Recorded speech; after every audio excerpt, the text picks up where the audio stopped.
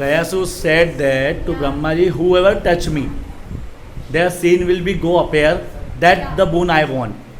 And the Brahmaji said okay. Yeah. Then after that, what happened? And after that, came nearby the Gayasur and told to said to Gayasur, I want to do yag. We want to do yag. So that time Gayasur told to say to Devtar, I can do. So that time he going to there and he is sleeping there, and after that all Devtar did the yag on the Gayasur. So from that time yag also have occurred from that time, and all means in the Sraddh time also people's going there in the Gayaji and give the Pinddan and Tarpan also.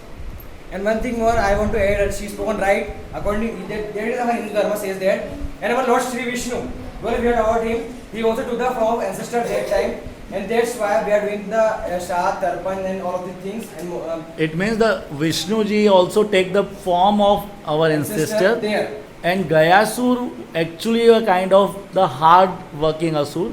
Is that he did the many that hard penance, and after that he got the boon from Brahmaji. Whoever touch him, that the sin will be disappear.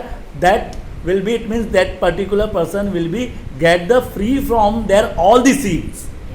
And the people are taking, or the other asura are taking a benefits, and because of that solution, all the devata came on the asked to them Gayasur that we want that to be do the yajna, so he given his body to do the yajna. That time the Gayasur was killed by the yajna, because yajna was in a we can say on the flame on that Agni Dev.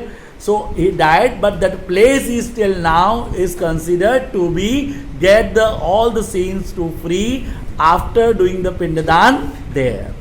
And That is the and sir, one thing more. That's the reason why the Gayaji is important Shraddh than Kashi, Varanasi, Jagannath Puri also and Badrinath. That's the reason. Do you have a fact anything about the Gayaji?